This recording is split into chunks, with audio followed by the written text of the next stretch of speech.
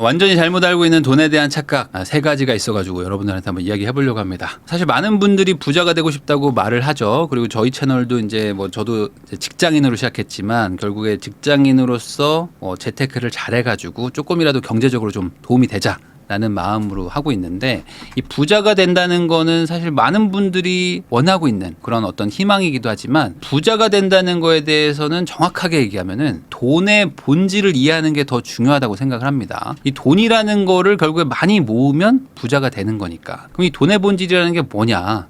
이게 어찌 보면 핵심일 수도 있겠죠. 그래서 제가 요 책을 하나 읽었는데 이 책이 실제로도 내용이 좀 좋은 것 같아가지고 여러분들한테 한번 소개를 하려고 합니다. 이 부자의 마지막 가르침이라는 책인데 다우치 마나부라는 이제 일본에서 금융 관련된 종사를 하시다가 이제 작가로서 책을 쓴 거예요. 근데 이 책이 약간 소설이에요. 요즘에 이제 소설 형식의 책들이 많이 나오는데 실제 내용은 뭔가 그 어떤 재테크라든지 마인드라든지 이런 것들을 중간에 잘 버무려 가지고 읽기 조금 편한 구조인 거죠. 등장 인물들이 이제 돈에 대한 이야기를 나눕니다. 그래가지고 이게 뭐 부자 아빠, 가난 아빠 뭐 이런 내용의 어떤 그런 형식이라고 볼 수도 있을 것 같기도 한데 이 유토라는 어떤 주인공이 있고요. 이 나남이라는 뭐 또 하나의 주인공이랄까 이런 분들이 있는데 이 분들이 이제 우연한 계기로 요 보스라는 사람을 만나요. 근데 이 보스가 이제 엄청난 부자야.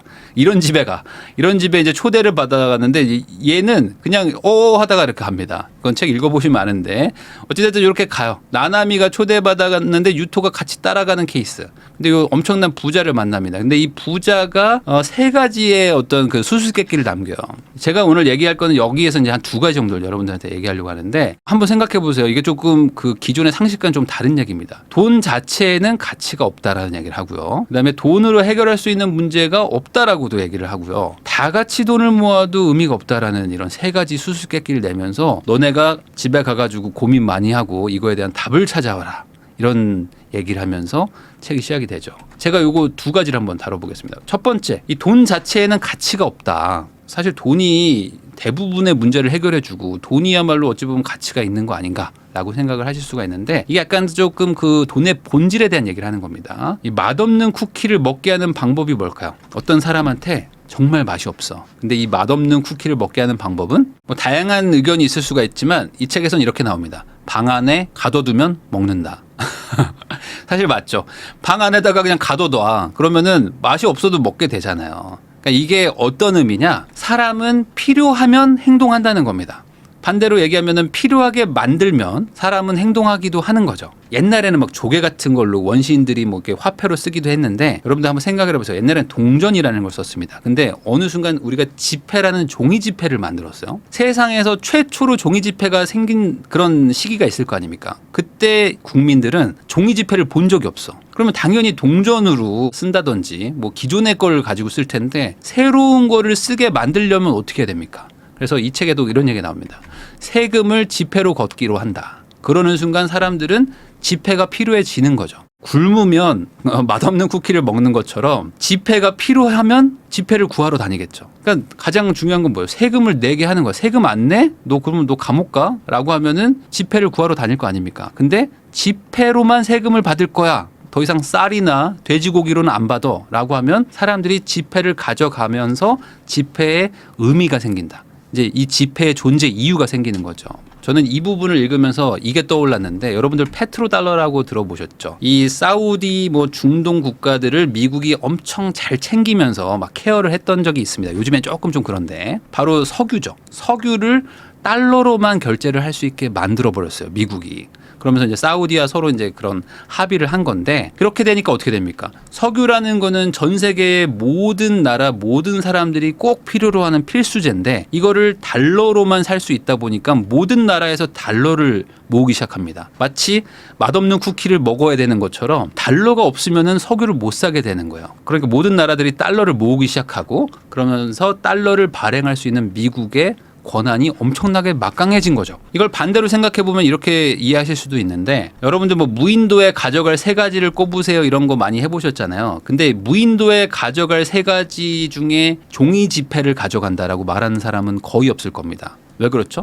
이 돈이라는 거, 지폐라는 거는 아무런 가치가 없기 때문이에요. 돈이라는 거는 필요에 의해서 가치를 갖게 되는데 무인도에서는 필요하게 만들 수가 없잖아요. 돈을 필요로 하는 사람을 만들 방법이 없습니다. 그러니까 돈을 안 가져가는 거죠. 그거랑 똑같은 겁니다. 돈은 그 자체로는 가치가 없다. 이 돈이라는 거는 어떤 필요를 굳이 만들어내지 않으면 의미가 없다는 겁니다. 자, 그러면 여기서 의문이 생기는 거죠. 돈이 왜 필요한데 그러면? 자, 그게 두 번째 수수께끼입니다. 돈으로 해결할 수 있는 문제는 없다. 여기서 약간 조금 뭐 새로운 그런 시선을 좀 봤는데 돈 자체는 아무런 해결 능력이 없어요. 자, 그러면 아니 무슨 소리야? 돈만 주면은 문제가 다 해결되는데 라고 생각하실 수가 있는데 이것도 한번 생각을 해봅시다. 자, 100명이 사는 마을이 있습니다. 근데 여기에 빵이 300개가 필요해. 아침, 점심, 저녁에 한 개씩 먹어야 된다고 칩시다. 그럼 빵이 300개가 필요한 거죠. 근데 갑자기 기계가 고장났어요. 그래서 빵을 100개만 만들었다고 칩시다. 빵이 300개가 필요한데 빵이 100개만 없으면 가격은 어떻게 되죠? 폭등합니다. 왜? 내가 돈을 주고 빵을 바꿔야 되는데 빵이 부족하니까 돈을 더 많이 줘야 되겠죠. 그래서 가격은 폭등하죠. 자, 그러면 여기서 돈으로 문제를 해결할 수 있다면 돈을 더 많이 주면 문제가 해결돼야 되겠죠.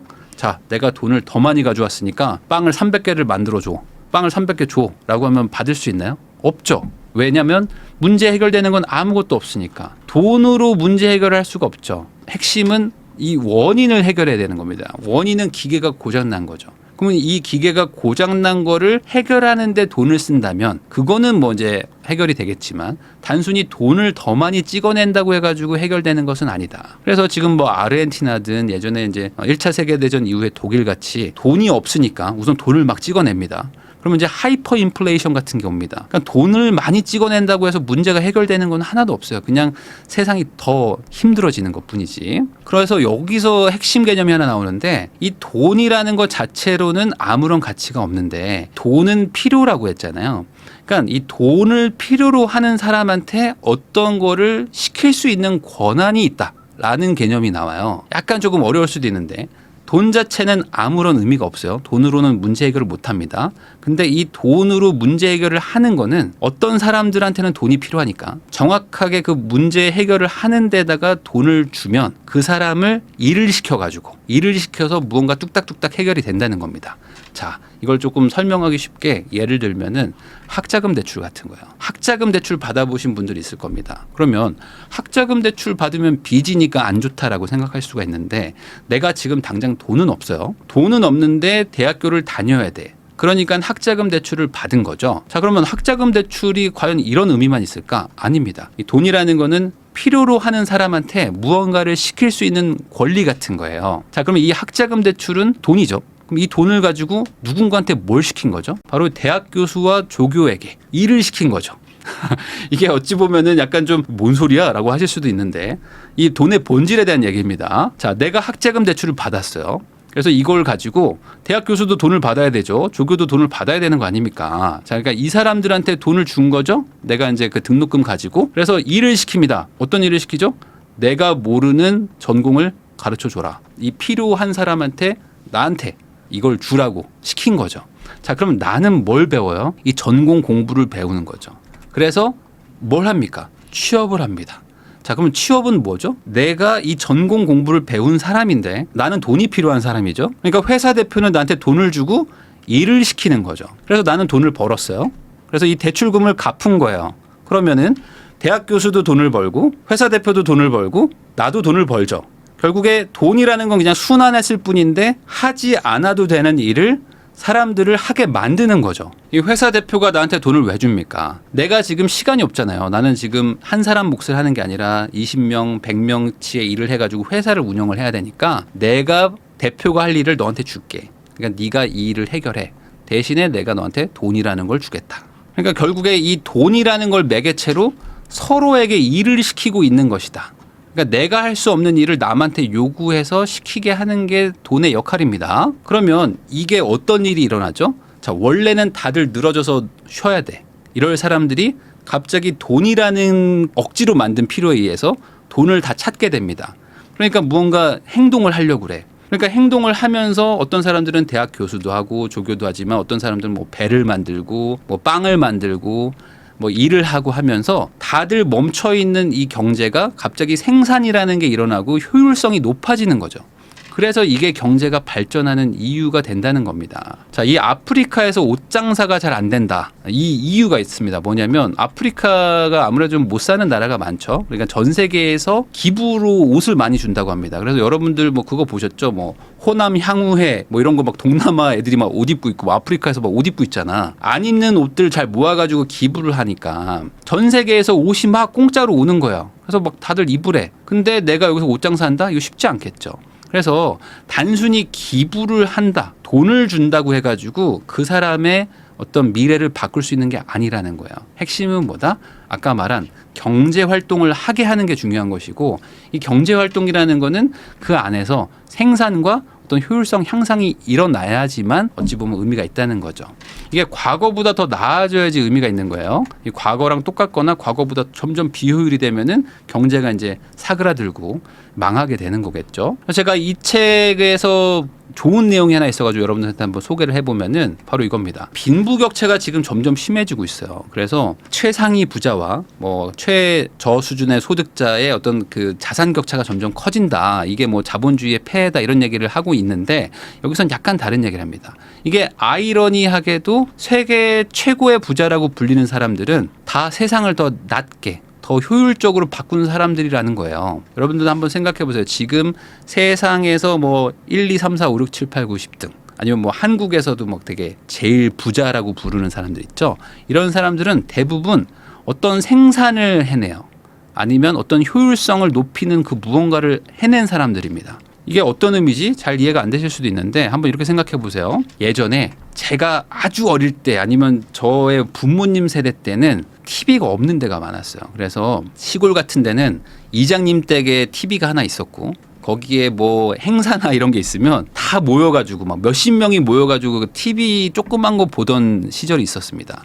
거기다가 이제 폰이 있죠. 우리나라에 이제 폰이라는 자동차가 있었는데, 이 자동차 요즘엔 다들 타고 다니잖아요. 근데 예전에는 차가 없었습니다. 차가 어딨어. 오토바이도 별로 없는데. 그러다 보니까 부자라는 사람들과 서민의 이 생활 환경의 차이가 어마어마하게 컸어요. 그러니까 부잣집에는 TV도 있고 차도 있는데, 부자가 아닌 대다수의 국민들은 TV도 없고 뭐 당연히 전화기도 없고 뭐 차도 없고 자전거 타고 다니고 이러는 거죠. 근데 여러분들 생각해 보세요. 이 빈부격차가 이렇게 커졌다고 하는 요즘에 과연 생활격차가 커졌을까? 생활격차는 급격하게 줄어들었습니다. 지금은 다들 핸드폰을 가지고 있죠. 가난한 사람이든 부자든, 뭐 부자라고 해서 아이폰을 뭐 두세 개 쓰는 것도 아닙니다. 결국에 다 똑같은 걸 쓰죠. 자동차도 예전에는 아예 타지도 못했던 사람들도 요즘엔 다 차를 타고 다닙니다. 자, 그럼 한번 생각해 보세요. 이렇게 생활 격차를 줄여준 사람들이 지금 다 세계 최고의 부자 아니면 한국 최고의 부자들입니다. 그러니까 아이러니하게도 이 빈부격차가 늘어났다는 거, 부자들이 더 부자가 됐다는 거는 역설적이게도 그 부자들이 인류 전체에는 효율성과 생산성을 더 높여줬다는 겁니다. 그래서 부자가 되는 법이 뭡니까? 라고 얘기를 하면은 사실 세상을 더 효율적으로 만들어라. 뭐 이런 얘기들이 여러 책에 나옵니다. 세상을 조금 더 효율적으로 만들고 조금 더 편하게 만들면 부자가 된다는 거예요. 그게 어쩔 수 없이 빈부격차로 일어나고 있는 것이기도 할 수 있다는 거죠. 자, 우리가 미국 주식 요즘에 투자 많이 합니다. 그래서 미국 주식을 투자하면은 절대 잃지 않아 하면서 뭐 S&P 500, 뭐 나스닥 사면은 뭐 돈 번다 이런 얘기들 많이 하는데 한번 생각해 보세요. 왜 미국 주식에 투자하면은 돈을 벌죠? 그게 어떤 뭐 주식 시장의 어떤 정책이나 이런 것들도 있겠지만 단순히 미국장은 무조건 돈 번다? 이건 아니겠죠. 그 이유가 있을 겁니다. 제가 방금 말한 거를 생각해 보면 미국 기업들이 세상을 더 효율적으로 바꾸고 있는 기업들이 많죠. 우리나라에도 좋은 기업들이 있다고는 하지만 사실 전 세계로 놓고 보면은 지금 가장 비효율을 효율로 바꾸고 있는 어떤 기업들, 그리고 그 기업들이 모여 있는 시장은 미국입니다. 지금 뭐 AI도 그렇고요, 로봇도 그렇고요, 자율주행도 그렇고, 전기차도 그렇고, 마이크로소프트도 그렇고, 뭐 아이폰도 그렇고, 세상을 엄청 효율적으로 바꾸고 있는 게 다 미국 기업들이에요. 그러다 보니까 지금 미국 기업의 가치가 계속 올라가고 있는 거 아니겠습니까? 근데 이걸 단순히 빈부격차라고 보기는 좀 어려울 수도 있는 거죠. 그만큼 이 기업들, 이 나라의 그 국민들이 극도의 효율성을 지금 높여주고 있는 거니까. 자, 그런데 여기서 우리가 뭐 이렇게 속상해할 필요는 없습니다. 왜냐하면 돈이라는 거는 사람에게 일을 시키는 거라고 했잖아요. 그러니까 우리가 지금 미국 주식을 투자하고 미국 달러 자산들을 많이 모으고 하는 것들은 결국에 그 미국의 기업들, 그 미국의 기업에 출근하는 사람들에게 우리가 일을 시키고 있는 거죠. 그러면 이 회사에 우리가 돈을 투자했다는 거는 이 회사가 생산이나 효율성을 막 높여가지고 세상을 훨씬 이롭게 만드는 기업이라면 결국에 우리가 돈을 벌게 해준다는 겁니다. 모든 게 다 연결되어 있고 그 안에서 내가 어떤 선택을 하느냐에 따라서 결과도 달라진다는 거죠. 그래서 창업을 한다 그러면 사실 이런 식으로 생각해 볼 수도 있는 거예요. 단순히 내가 회사를 차려가지고 돈 많이 벌어야지 이게 아니라 생산성을 어떻게 높일 것인가, 기존의 어떤 비효율을 어떻게 효율적으로 만들 수 있는가, 그런 게 있다면 창업을 하는 거죠. 그러니까 이 세상에 불편한 게 뭔지를 생각해 보면 여기서 창업 아이디어를 떠올릴 수 있는 것이고, 그게 우리나라가 아니라 이게 전 세계적으로 효율성을 높여줄 수 있다면 나는 엄청난 부자가 되는 거겠죠. 반대로 그런 거를 창업할 방법이 없다. 그러면 그런 회사를 찾아서 투자하는 것도 내가 부자가 되는 방법입니다. 결국에 어떤 혁신을 일으키고 효율성을 향상시키는 회사에 내가 잘 투자한다면 나도 부자가 되는 거니까. 자, 그러면 이거 부동산으로 생각하면 어떨까요? 부동산도 사실 똑같은 것 같아요. 왜 그러냐? 부동산으로 돈 버는 방법이 뭡니까? 지역이나 어떤 그 교통 호재 같은 거, 아니면 지역 내에 어떤 생산성이 막 좋아지는 거 있습니다. 갑자기 뭐 좋은 직장이 생긴다거나, 아니면은 뭐 낡은 지역이 뭐 갑자기 재개발이 돼가지고 더 생산성이 좋아지는 지역으로 바뀐다거나 하는 것들 있죠. 그러니까 이런 생산성 향상에 어찌 보면 미리 투자하는 게 부동산인 거잖아요. 그러니까 결국에 모든 이 돈의 본질을 쫓아가다 보면은 공통점이 있다. 그래서 이 책을 읽고 제가 전하고 싶었던 말은 바로 이겁니다. 나의 돈을 그러면 어떻게 써야 되는가? 결국에 우리도 부자가 되고 싶고 나도 돈을 버는 사람 입장에서 돈을 어떻게 잘 쓰는지가 중요할 텐데, 이런 결론이 나오는 거죠. 나의 생산성과 나의 어떤 비효율을 점점 더 효율적으로 바꿀 수 있는 곳에, 거기에다가 돈을 쓰면 그게 투자고 그게 부자로 가는 길일 것이다. 그러면 반대로 생산성이 높아지는 것도 아니에요. 근데 효율성이 막 좋아지는 것도 아니야. 그런 거에다가 막 내가 돈을 써. 예를 들어 뭐 나는 뭐 먹는 걸 가지고 돈 버는 사람도 아닌데 그냥 많이 먹어. 아니면 나는 뭐 특별하게 뭔가 이걸 가지고 또 부가가치를 창출할 수 없는 데다가 그냥 막 돈을 써. 어떤 낭비일 수도 있고 비효율 이런 것들을 하다 보면은 나는 부자가 아니라 가난해지는 것이고, 반대로 생산성이 높아지거나 내가 지금 비효율적인 것들을 막 개선하는 데다가 돈이나 시간, 노력을 쓰면은 나는 점점점 부자가 되는 거겠죠. 그래서 이 책을 관통하는 주제가 있습니다. 이게 돈은 과거와 현재 그리고 미래를 이어주는 어떤 증여의 수단 같은 거라는 거예요. 이게 남한테 일을 시킬 수 있다고 그랬잖아요. 근데 이 돈이라는 거는 세대 간의 일을 시키기도 합니다. 그러니까 이 인류라는 게 계속 과거보다 발전하는 이유가 돈이라는 거, 이 자산이라는 거를 계속 증여를 하면서 내 시대의 비효율이었던 거를 다음 세대가 조금 더 효율적으로 만들어주는 거, 그걸 희망하면서 계속 주는 거죠. 그러니까 이게 시대가 점점 변하면서 경제가 성장하면서 살기 점점 편해지잖아요. 그런 것들도 어찌 보면 인류 간의, 그러니까 인간의 세대 간의 돈을 가지고 일을 시키면서 증여하는 게 아니냐. 이런 내용들도 좀 나옵니다. 그래서 이 책은 소설 형식이라고 그랬잖아요. 그래서 마지막에 보면 뭐 가슴 찡한 뭐 그런 내용들도 좀 있어요. 그래서 이제 쉽게 읽으면서 뭐 돈에 대한 고민도 한번 할 수 있다. 이런 생각을 좀 해봤습니다. 이 책은 뭐 부자가 되고 싶은 사람들한테 한번 추천을 하고 싶고요. 뭐 읽기 뭐 어려운 책은 아니기 때문에 스트레스 받는 내용도 아니니까 한번 읽어보시면서 본인 스스로에게 좀 적용할 수 있는 부분도 있지 않을까. 그래서 이 책에 대한 총평은 저는 이렇습니다. 이 돈이라는 거에 대해서 나쁘게 보는 사람도 있고요. 반대로 돈은 되게 좋은 것이다 라고 보시는 분들도 있는데, 이것도 어찌 보면 이분법적인 내용이죠. 그래서 이분법적인 사고가 아니라 그 다른 길, 그러니까 돈이라는 게 본질이 뭐냐. 그래서 돈이라는 거는 좋을 수도 있고 나쁜 걸 수도 있지만, 그거보다 더 중요한 거는 돈이라는 거는 이런 개념으로 접근을 해야지만 내가 부자가 될 수 있다. 돈의 본질에 대한 내용이기 때문에 한번 읽어보시면 좋을 것 같습니다. 부자의 마지막 가르침이라는 책에 대한 내용이었습니다.